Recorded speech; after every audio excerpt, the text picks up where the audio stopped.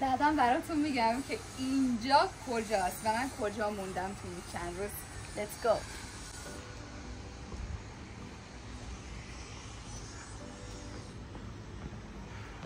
اینقدر بزرگه مسیر رو نمیتونم پیدا کنم. فکر کنم بعد بریم بالا. این جایی که داریم میبینیم یکی از بزرگترین حیاط‌های کاپادوکیا هستش. کاپادوکیا تقریباً 7 ساعت از استانبول فاصله داره. یکی از تاریخی ترین شهرها هستش توی ترکیه که خیلی بناهای تاریخی داره.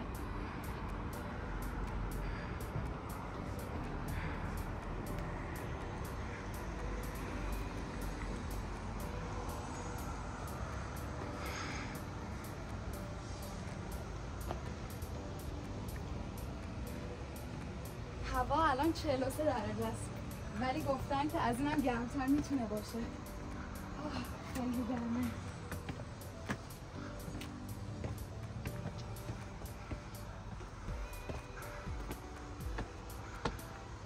ساخت این هتل تاریخی چندین سال طول کشیده. حتی باورتون نمیشه اگه بگم میلیون ها سال پیش اینجا کشف شده و چقدر سخت اینجا رو درستش کردن.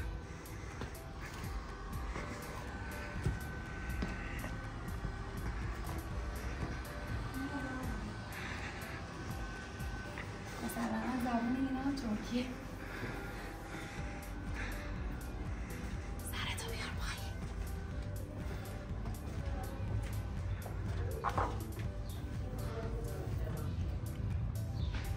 تمام اینا رو زیر زمین در آوردن، یعنی روزی اینجا زیر زمین بوده ولی الان همه توریستا میان راه میرن و اینجا میمونن، یعنی محل استراحتشونه. شاید باورتون نشه ولی اینو متعلق به میلیون ها سال پیشه. خیلی قدیمیه. شاید هم از زیر زمین پیدا کردن.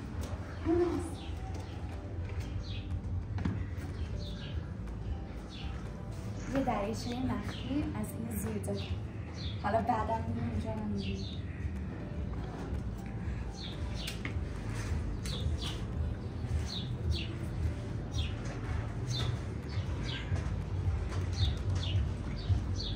شاید باورتون نشه ولی الان میخوام یه موجودی رو بهتون نشون بدم که سنش شاید 1 میلیون شاید هم 2 میلیون سال داشته باشه.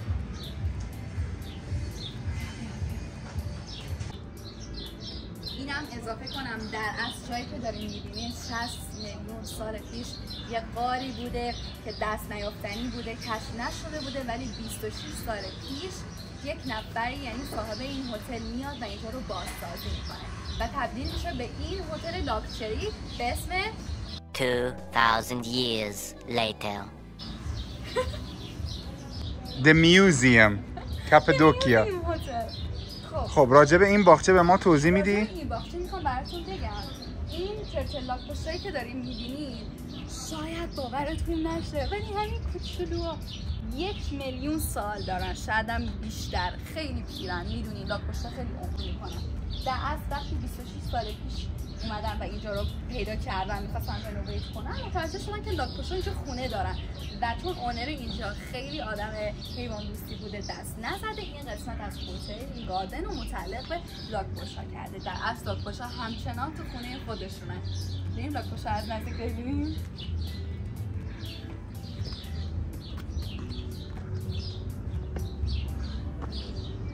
1 2 3 بقیه هم که تو خونه شونن. بقیه تو خونه. برام براتون از نزدیک بیارم ببینیم.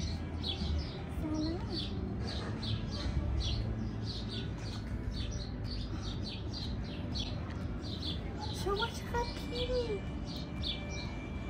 واقعا جای مورد علاقه منه. خب وقتی میایم اینجا تمام اینا رو از زیر زمین پیدا کردن.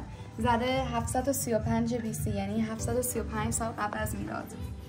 این یکیه هستش 250 سال قبل از میلاد و این 5000 سال قبل از میلاد. هر چقدر به این ورتر میریم قدیمی‌تر میشن. خیلی قشنگه.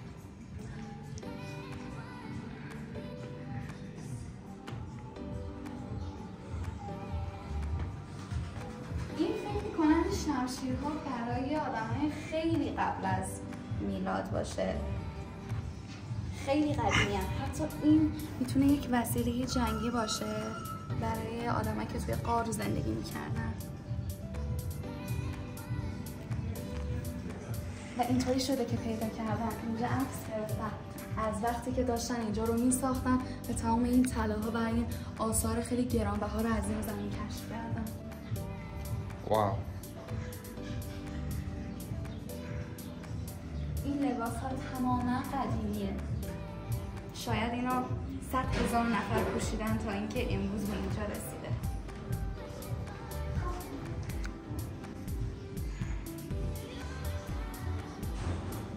اینجا چی پیدا کردی هلیا؟ خیلی چیزا. سم نوشته اسمال پیچر 735 سال قبل از میلاد، 1400 سال قبل از میلاد. با این کافی درست میکردن. کافی کوپر متولد سال 1299. عیسی مسیح هم آمادش. بیان اینجا. به قول خودمون گوشکوبن دیگه. گوشکوبای قبل تاریخ. 1453 سال قبل از میلاد. خیلی قدیمیه. فکرشو بکن. یعنی 8000 سال قبل از میلاد؟ واو.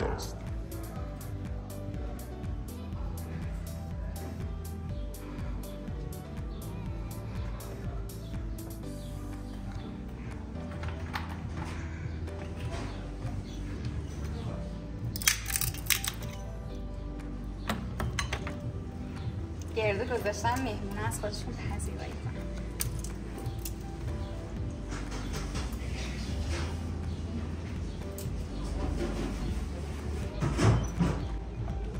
گرده میخوری؟ اومدیم به قسمت خوشمزه هتل. یعنی من میتونم شب و روز وقتمو اینجا بگذرونم. انواع اقسام ترشی قرمز، زیتون، غذاها. وای وای.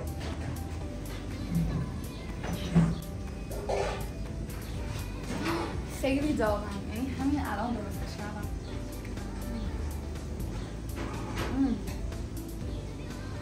عالیه.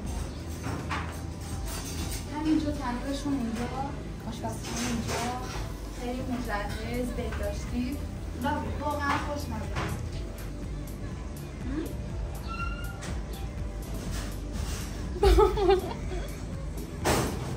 مرسی. من یکم بر راه هم برمی‌دارم. راجبه اینجا توضیح میدی که چقدر قدیمیه؟ بله اینجا خب 50 میلیون سال پیش غار بوده و الان از دل زمین یه همچین آشپزخونه غاری رو درست کردن و مردم واقعا عاشقن. احتمال زیاد متوسط 5000 سال بیشتر و مطمئنم که اینجا خانه درست می‌کردن، نون درست می‌کردن. خیلی قدیمیه.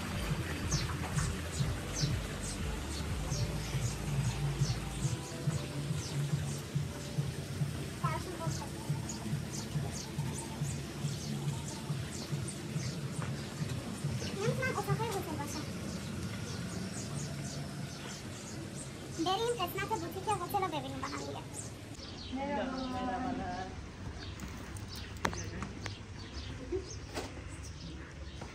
مرحبا. چقدر زیبا.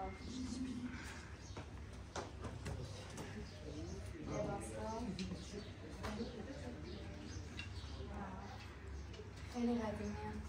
لباسای اصلی ترکی.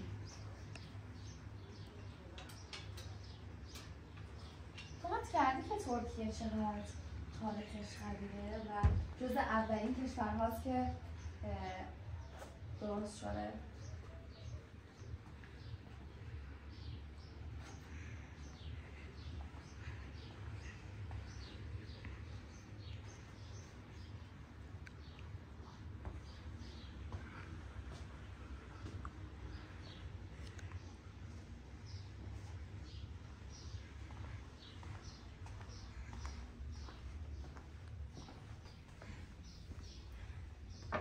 خیلی قدیمیه.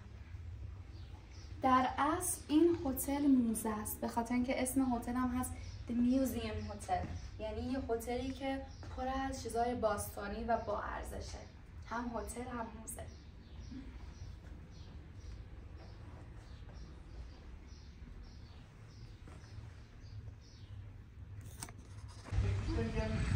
لابی هتل gerek kalmamış. چقدر زیبا، چقدر قشنگ. دقیقا اینجا جاییه که توریستا میان میشینن و منتظر میشن که یا بیان و اتاقشون تحویل بگیرن.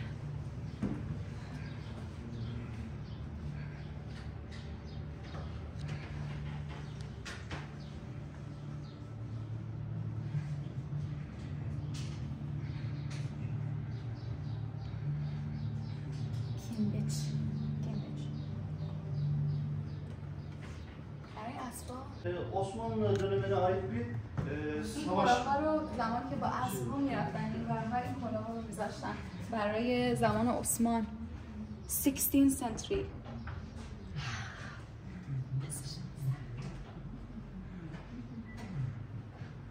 اینجا هم بگیریم لطفاً. راجع به این لباس توضیح میدی بیشتر؟ آره این لباس متعلق به زمان عثمانی ها هستش، لباس زنونه هستش و کلاه داره، زنجیر داره، کفش داره و فکر میکنم که برای اسب سواری هستش، یعنی اینو میپوشیدن و تغییر مکان میدادن یا نمیدونم.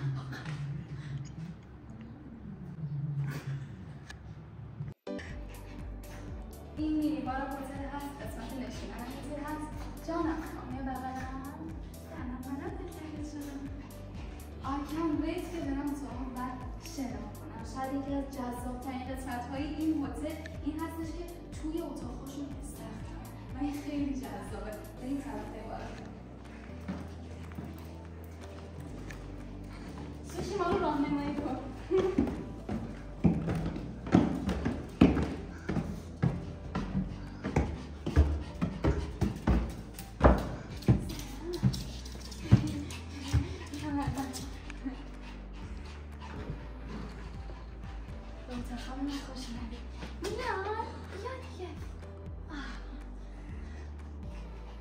یه تراس خیلی خوشگل ولی نقلی و کوچیک.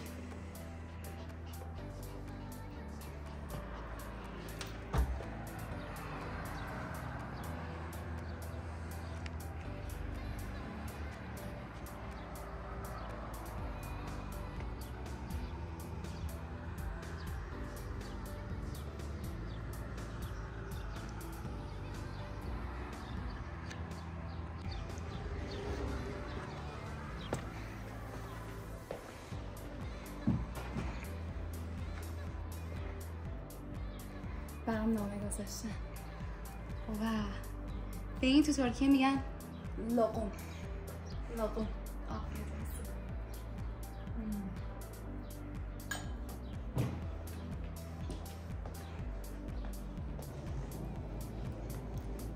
این هتل واقعا بی‌نظیره، شاهکاره.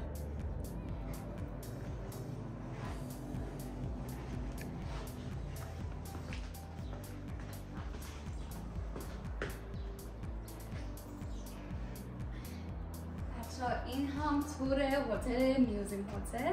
امیدوارم که خوشتون اومده باشه. حتما با من دوباره همراه باشین. سوشی هم میخواد کلی جای خوشگل بهتون نشون بده. خدافظ. حتما فالو سابسکرایب یادتون نره. اگه خوشتون اومد از این اپیزود، اینستاگرام من هست هلیا_جلیل نژاد و یوتیوبم هست هلیا جلیل نژاد. دوستتون دارم. نظراتتون رو میخوام.